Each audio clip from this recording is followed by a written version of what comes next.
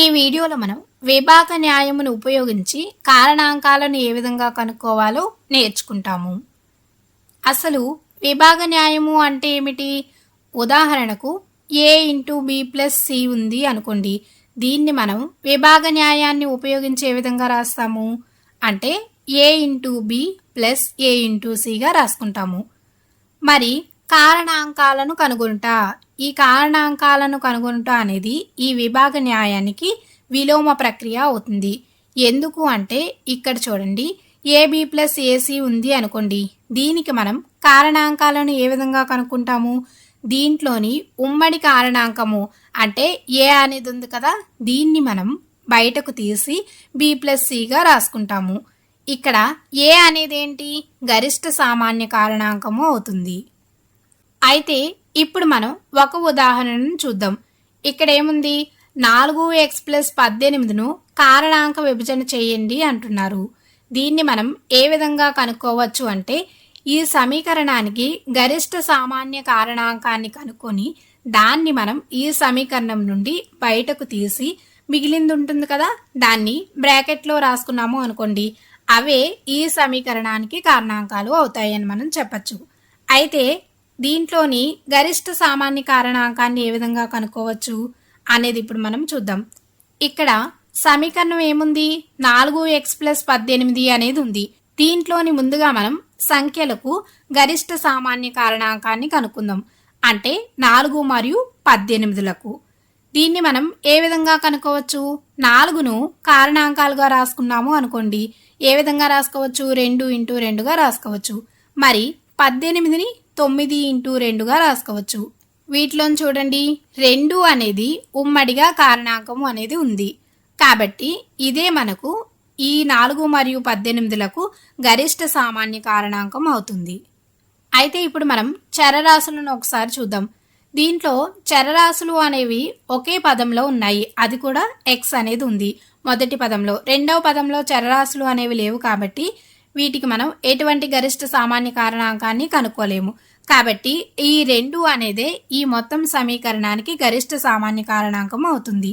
అయితే ఇప్పుడు మనం ఈ సమీకరణం ఉంది కదా, 4x ప్లస్ 18, దీంట్లోంచి మనం గరిష్ట సామాన్య కారణాంకాన్ని బయటకు తీద్దాం.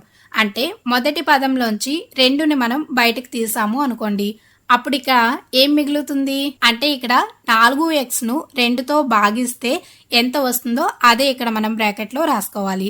ఇప్పుడు 4xని 2తో భాగిస్తే ఎంత వస్తుంది? 2x అనేది వస్తుంది.